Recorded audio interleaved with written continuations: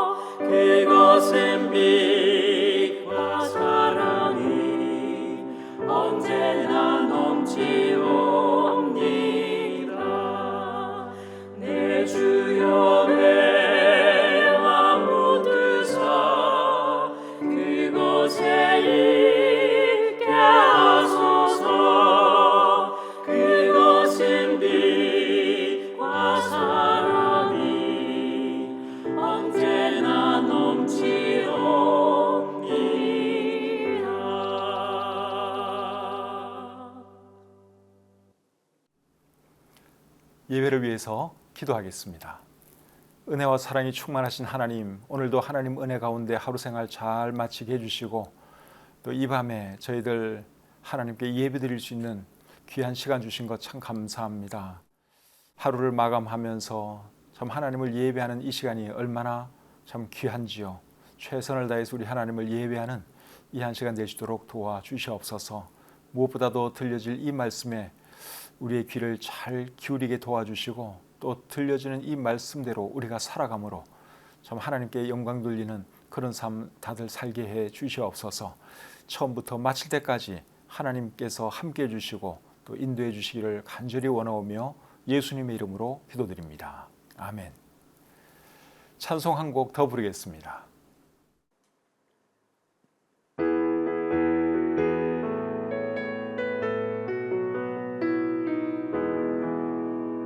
Saturday, Saturday.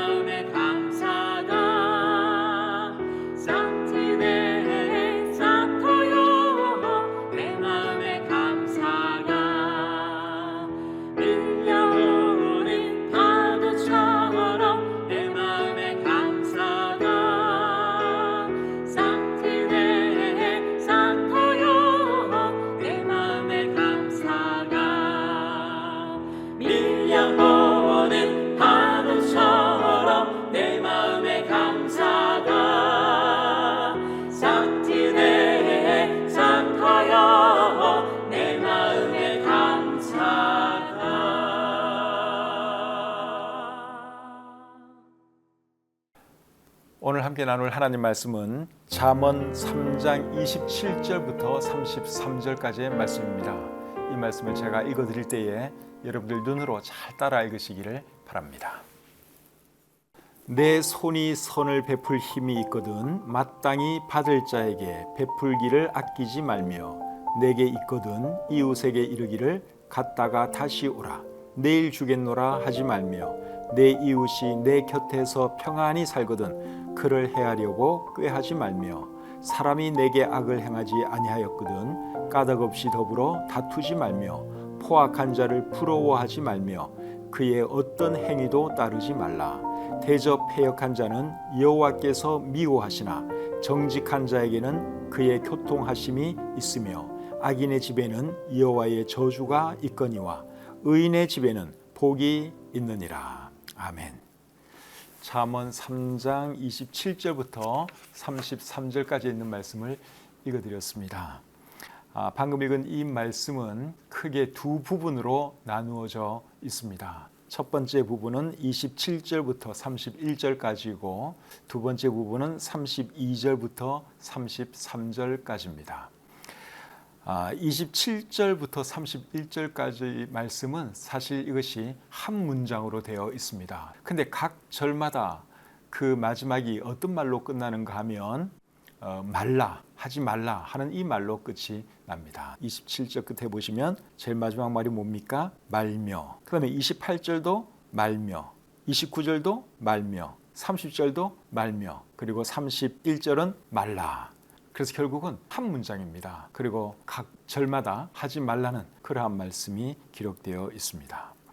NASB 그리고 NIV 영어 성경으로 보시면 각 절마다 제일 처음이 do not 이 말로 시작을 하고 있습니다. do not이라는 것은 무엇을 하지 말라 그 말이죠. 문장 이 구조가 우리나라하고 영어가 다르기 때문에 우리나라는 하지 말라는 말이 제일 끝에 들어가지만 영어는 이제 하지 말라는 말이 제일 먼저 나오죠. 그래서 이 각절이 do not 이 단어로 시작이 되고 있습니다.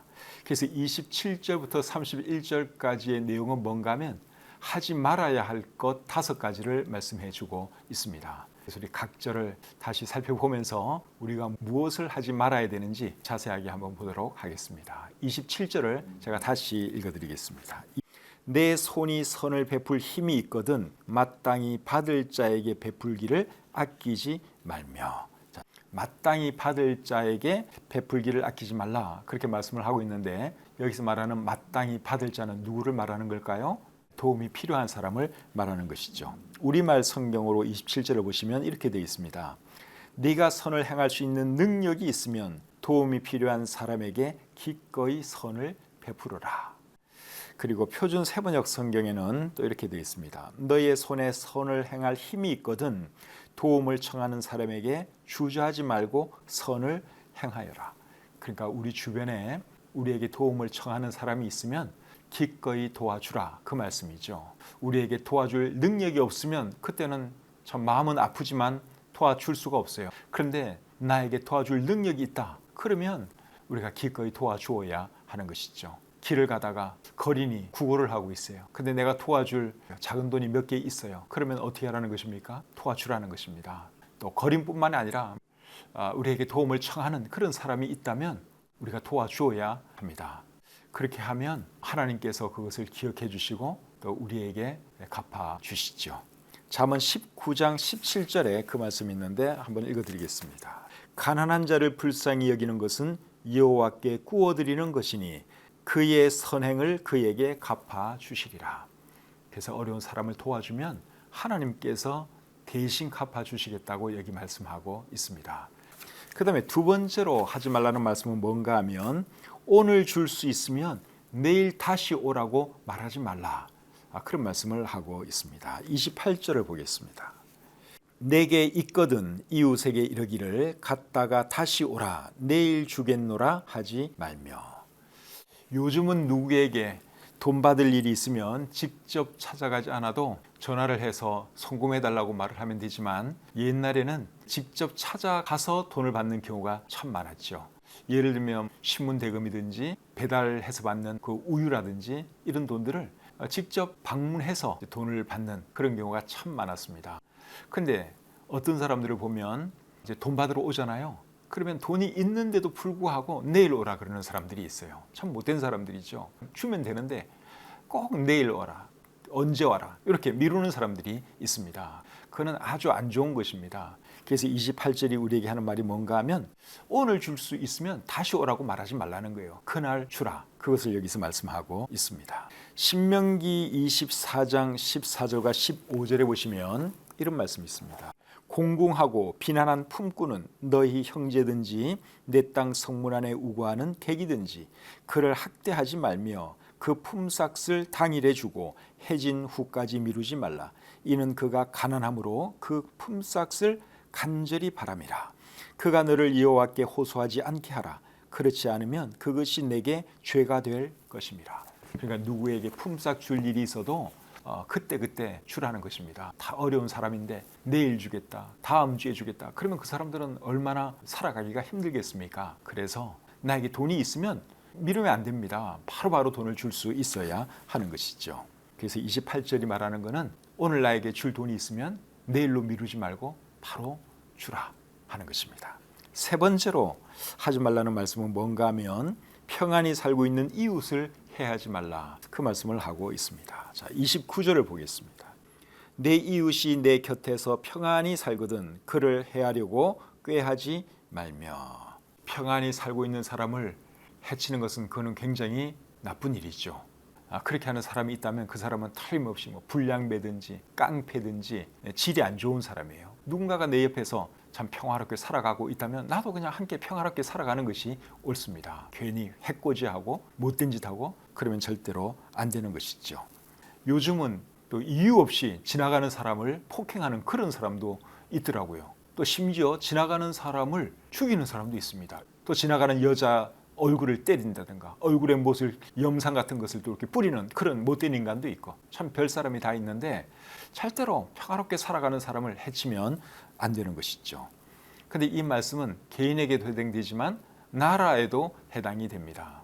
우리나라가 일제의 침략을 받아서 참 많은 고통 가운데 살았던 적이 있는데 하여간에 일본이 오래전에 우리나라를 침략해서 참 힘들게 만들고 괴롭힌 그런 적이 있습니다. 근데 그런 것은 옳은 일이 아니죠. 그래서 나라건 개인이건 평안히 살고 있는 이웃을 해치면 절대로 안 되는 것이죠. 지금 아프가니스탄 그 나라 사람들이 참 많은 고난을 당하고 있습니다. 탈레반이 정권을 잡으면서 선한 사람들을 죽이기도 하고 참 못된 짓을 많이 하고 있는데 그 탈레반도 평안히 살고 있는 이웃을 괴롭히는 사람들이라고 할 수 있습니다. 그래서 우리는 이런 말씀을 잘 기억하고 누군가가 내 옆에서 평화롭게 살아간다면 우리도 절대로 해치면 안 되고 함께 평화롭게 살아갈 줄 알아야 하는 것입니다. 그것이 29절이 우리에게 주시는 교훈입니다. 그 다음에 네 번째로 하지 말라는 말씀은 뭔가 하면 사람들과 쓸데없이 다투지 말라 하는 말씀을 하고 있습니다. 30절을 보겠습니다. 사람이 내게 악을 행하지 아니하였거든 까닭없이 더불어 다투지 말며. 사람들 중에는 다른 사람들과 다투는 것을 은근히 좋아하는 사람이 있습니다. 가만히 있는 사람 괜히 건드려 가지고 싸움을 일으키는 그런 고약한 취미를 가진 그런 사람들이 있습니다. 근데 그거는 굉장히 어리석은 사람이에요. 다른 사람이 가만히 있는데 내가 먼저 찝적대 가지고 싸움을 거는 것은 그거는 절대로 지혜로운 일이 아닙니다. 성경에 의하면 그런 사람은 미련한 사람이고 어리석은 사람이에요. 잠언 20장 3절에 그 말씀이 있는데 한번 읽어드리겠습니다. 다툼을 멀리하는 것이 사람에게 영광이거늘 미련한 자마다 다툼을 일으키느니라. 그러니까 다툼을 일으키는 사람은 어떤 사람이라는 것입니까? 미련한 사람이라는 거예요. 그래서 누군가가 내 옆에서 평화롭게 살아가고 있으면 절대로 다툼을 일으키면 안 되는 것이죠. 그래서 다툼은 최대한 피하는 것이 좋습니다. 다투는 일이 없어야 하는 것이죠. 로마서 12장 18절에 이런 말씀이 있습니다. 할 수 있거든 너희로서는 모든 사람과 더불어 화목하라. 그래서 우리는 최선을 다해서 우리 주변 사람들과 화목하게 지내야 하는 것이죠. 근데 부득불 다퉈야 할 때도 없지 않아 있기는 있어요. 30절 말씀에 보면 이제 그런 것을 말씀하고 있습니다. 30절 제가 다시 읽겠습니다. 사람이 내게 악을 행하지 아니하였거든 까닭없이 더불어 다투지 말며. 먼저 나에게 악을 행하지 않으면 우리가 다투면 안 돼요. 근데 누군가가 나에게 몹쓸 짓을 하고 있어요. 그럴 때는 정당방위 차원에서라도 싸울 수밖에 없습니다. 그냥 혼자 당하고 있을 수는 없는 거 아니에요. 그러니까 나라 간의 전쟁도 마찬가지라고 생각이 듭니다. 나라 간의 전쟁 안 하는 것이 최선입니다. 그런데 예를 들어서 어느 나라가 우리나라를 쳐들어와요. 그럴 경우에 여러분 전쟁 안 할 수가 있나요? 그때는 전쟁 안 할 수가 없죠. 맞서 싸워야 하는 것입니다. 내가 그 전쟁에서 치면 어떻게 되는 거예요? 그 상대방 나라의 종이 되는 것이고 우리 가정과 이 나라 모두가 그냥 그럴 경우에는 어쩔 수 없어요. 싸워야 하는 것이 맞습니다. 여호와의 증인들은 군대를 안 가려고 합니다. 근데 왜 그 사람들이 군대를 안 가려고 하는가 하면 군에 가면 총을 들어야죠. 그리고 총을 들면 이제 전쟁이 났을 때 나가서 싸워야 되고 싸우다 보면 또 누군가를 죽이는 일이 발생하게 됩니다. 근데 여호와의 증인들은 이제 그런 경우에도 어쩔 수 없이 이제 전쟁에 나서 사람을 죽이는 것도 살인이라고 생각을 하는 거예요. 그래서 군대에 안 가겠다 하는 이제 그런 입장을 가지고 있는데 그 여호와의 증인들은 하나만 알고 둘은 모르는 것입니다. 전쟁이 나서 총을 드는 것은 누구를 죽이기 위해서라기보다도 사실은 정당방위 차원에서 총을 들 수밖에 없는 것이고 전쟁에 나갈 수밖에 없는 것이죠. 내가 총 들고 우리나라를 지키지 않으면 결국 어떻게 되겠어요? 내가 죽는 것이고 내 가족이 죽는 것이고 우리 민족이 죽는 것입니다. 그러니까 이런 경우에는 어쩔 수가 없는 거예요. 그래서 우리 성경을 읽어보면 이제 그런 경우의 전쟁은 하나님께서도 용납해 주시죠. 또 어떤 경우에는 하나님께서 어느 민족을 멸하라 하는 그런 말씀도 있고요. 그래서 무조건 전쟁에 안 가는 것이 능사가 아니라 때에 따라서는 어쩔 수 없이 총 들고 싸워야 하는 그런 경우도 있다 하는 것이죠. 그러나 웬만하면 사실은 전쟁하지 않는 것이 제일 좋습니다. 그래서 방금 읽은 이 말씀에 하는 말씀이 뭐예요? 사람이 내게 악을 행하지 아니하였거든 까닭 없이 더불어 다투지 말며. 아무런 이유 없이 다투는 거는 그거는 정말 어리석은 거예요. 근데 누군가 나에게 악을 행하려고 그래요. 나를 먼저 공격을 해요. 다른 나라가 우리나라를 쳐들어오려고 그래요. 그럴 때는 어쩔 수 없는 거죠. 정당방위 차원에서 싸워야 하는 것입니다. 다섯 번째로 우리에게 주시는 교훈은 뭔가 하면 포악한 자를 부러워하지 말고 행위도 본받지 말라 하는 말씀을 하고 있습니다. 31절을 보겠습니다. 포악한 자를 부러워하지 말며 그의 어떤 행위도 따르지 말라. 여기 포악한 자라는 표현이 나오는데 표준 세번역 성경과 우리말 성경에서는 폭력을 휘두르는 사람 그렇게 번역을 하고 있습니다. 포악이라는 말을 사전에서 찾으면 몹시 잔인하고 난폭함 그렇게 되어 있습니다. 포악한 자를 부러워하지 말라 이렇게 말씀을 하고 있는데 여러분 포악한 자를 부러워하는 사람이 있을까요? 있으니까 성경에 포악한 자를 부러워하지 말라 그 말씀을 하는 거겠죠. 포악한 자 하면 깡패, 조폭 이제 이런 사람들이 생각이 나는데 그런 사람들이 보면 돈이 많은 경우가 많습니다. 우리가 직접 조폭이나 깡패를 대할 일은 거의 없고 착하게 살고 있는 저나 여러분들은 깡패, 조폭 만날 일이 거의 없지만 이제 영화에 보면 깡패나 조폭들이 보면 돈이 많잖아요. 검은 양복 입고 검은 세단 타고 쫙 나타나고 회장님 이런 소리 들어가면서 부하들을 거느리기도 하고 그럽니다. 그러니까 까닭 잘못하면 이제 그런 것을 부러워할 수도 있는 거예요. 참 부럽다, 좋다 이렇게 생각할 수 있는데 방금 읽은 이 말씀에 의하면 포악한 자를 부러워하지 말라 그렇게 말씀하고 있습니다. 그리고 행위도 본받지 말라 그렇게 말씀을 하고 있는데 당연한 말씀이죠. 근데 영화 같은 데서는 깡패나 조폭이 좀 미화되는 그런 경향도 없지 않아 있는 것 같아요. 그런 거 보고 우리 어린 아이들이나 우리 젊은이들이 영향을 받으면 어떻게 하는가 좀 염려가 되긴 하는데 여러분 영화에서는 영화이기 때문에 미화할 수도 있겠지만 조폭이나 깡패 이런 사람들이 결국 좋은 사람들은 아닙니다. 그러니까 그들이 하는 행위를 절대로 본받으면 안 되는 것이죠. 자, 그다음에 우리 32절과 33절 말씀으로 가겠습니다. 대저 패역한 자는 여호와께서 미워하시나 정직한 자에게는 그의 교통하심이 있으며 악인의 집에는 여호와의 저주가 있거니와 악인의 집에는 복이 있느니라. 32절 말씀을 영어 성경으로 보시면 FOR, for라고 하는 말로 시작이 되고 있습니다. for라고 하는 말의 의미는 왜냐하면 그 뜻이에요. 원어 성경에도 for라는 그 왜냐하면 그 말이 있는데요. 32절과 33절을 원어의 그 의미를 살펴서 읽으면 이제 이렇게 되는 것이죠. 왜냐하면 대저 패역한 자는 여호와께서 미워하시나 정직한 자에게는 그의 교통하심이 있으며 악인의 집에는 여호와의 저주가 있거니와 의인의 집에는 복이 있기 때문이다.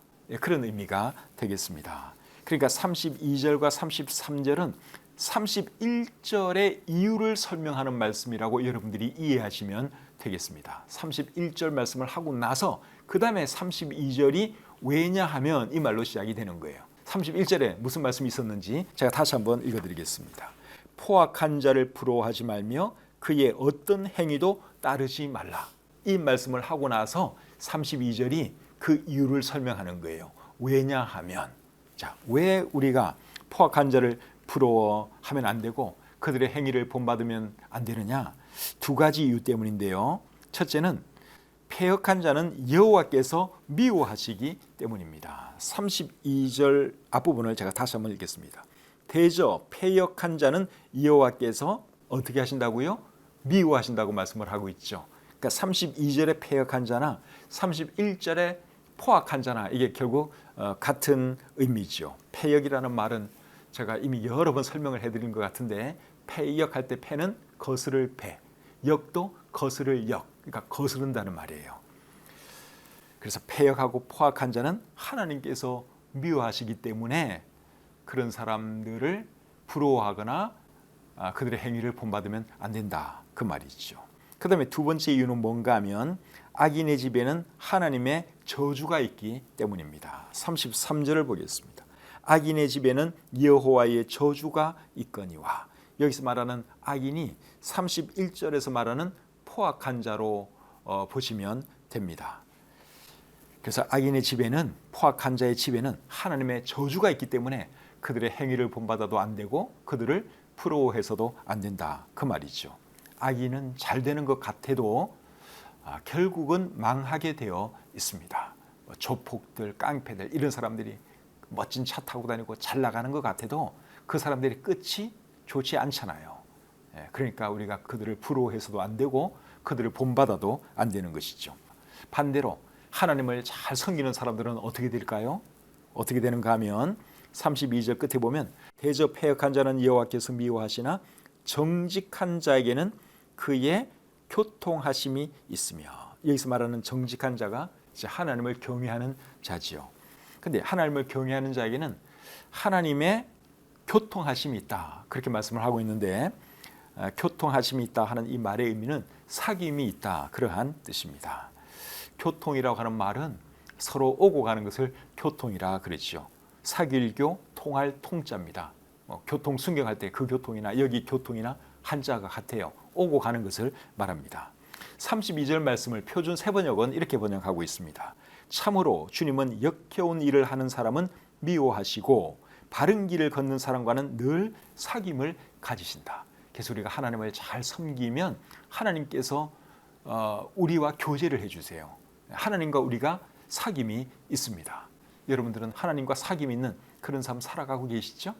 그래서 하나님을 잘 섬기는 사람들은 이제 하나님과 교통하심이 있는 그런 삶을 살게 된다 그 말이죠. 그리고 또 하나님을 잘 경외하는 사람은 복이 있다고 말씀하고 있습니다. 33절 제가 다시 읽어보겠습니다. 악인의 집에는 여호와의 저주가 있거니와 의인의 집에는 복이 있느니라. 여기서 말하는 의인은 하나님을 경외하는 자라고 볼 수 있습니다. 그래서 하나님의 복을 받으려면 의인이 되어야 하는데, 잠언이 말하는 의인은 하나님을 경외하는 자예요. 하나님을 경외하면 하나님께서 그 사람과 그 사람의 집에 복을 내려 주십니다. 오늘 읽은 이 본문 말씀은 하나님을 경외하는 자의 삶에 대한 말씀입니다. 오늘 구체적으로 5가지를 배웠습니다. 잘 기억하시고 꼭 이 말씀대로 살아감으로 하나님께 복받는 저와 여러분들이 되시기를 우리 주님의 이름으로 축복합니다. 찬송 한 곡 부르겠습니다.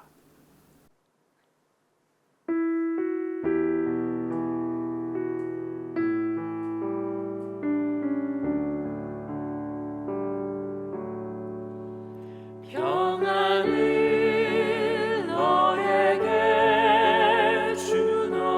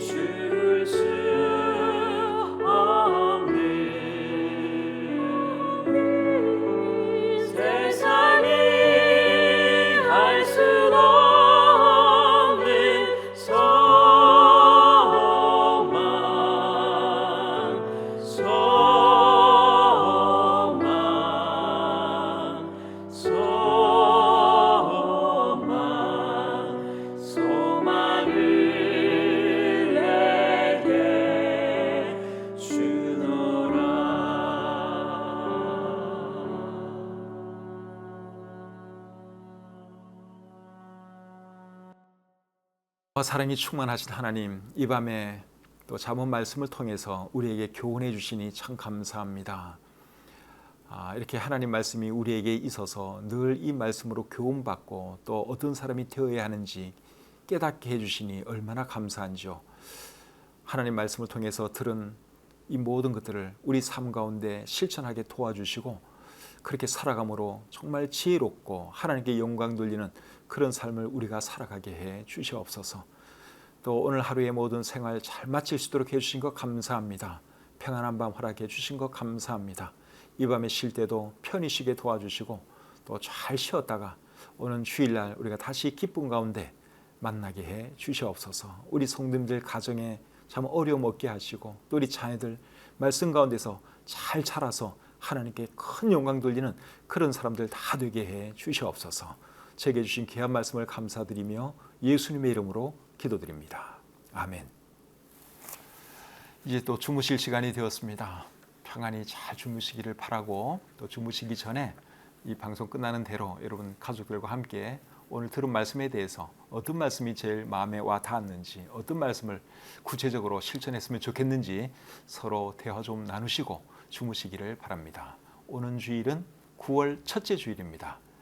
아직 행정명령이 풀리지 않아서 모임 갖는 데는 어려움이 있지만 그래도 우리가 소예배실과 또 친교실 이런 장소를 적절히 잘 이용하면 어느 정도는 수용할 수가 있습니다. 그러니까 오실 분들은 오시고 건강이 염려되는 그런 분들은 또 아직 나오지 마시고 집에서 온라인으로 예배 드리시면 되겠습니다. 그럼 오는 주일날 우리가 현장에서 만나든지 아니면 그냥 온라인으로 만나든지 하여간에 주님을 잘 예배하는 오는 주일이 될 수 있도록 여러분들 기도해 주시고 오는 주일날 다시 교회에서 뵙도록 하겠습니다. 평안한 밤 되시기를 바랍니다.